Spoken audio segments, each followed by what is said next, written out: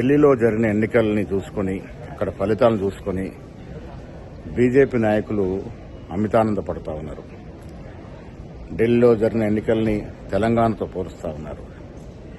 తెలంగాణ రాజకీయ రంగంలో ఎప్పటికి కూడా బీజేపీ అధికారంలోకి వచ్చేటువంటి అవకాశమే లేదు.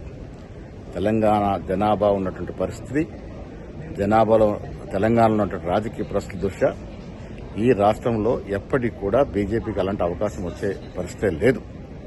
తెలంగాణలో కాంగ్రెస్ పార్టీ ఇస్తున్నటువంటి 6 గ్యారంటీలు, రైతు బంధు, రుణమాఫీ, ఇందిరమ్మ ఇల్లు, రేషన్ కార్డులు ఇవన్నీ కూడా ప్రజల గుండెల్లో ఇవాళ నానుతున్నటువంటి సందర్భాలు.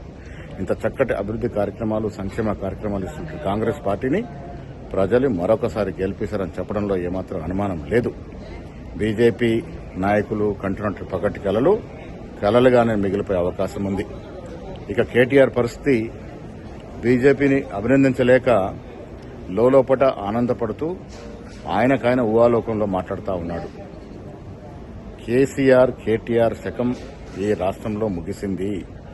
కాంగ్రెస్ పార్టీ ఇస్తున్నటువంటి సంక్షేమ అభివృద్ది ఫలాలు వచ్చే ఎన్నికల్లో కూడా మళ్లీ కాంగ్రెస్ పార్టీని అధికారంలోకి తీసుకొస్తాయి. ఇదే మాదిరిగా దేశవ్యాప్తంగా కూడా రాను రోజుల్లో కాంగ్రెస్ పార్టీ పుంజుకుంటుందని చెప్పడానికి ఏమాత్రం అతిశయోక్తి కాదు. రాష్ట్రంలో ఉన్నటువంటి పరిస్థితులు, ఢిల్లీలో ఉన్నటువంటి పరిస్థితులు వేరు. దక్షిణ భారతంలో కర్ణాటక గాని తెలంగాణని కాంగ్రెస్ పార్టీని ఆదరించినారు, భవిష్యత్తులో ఆదరిస్తారు.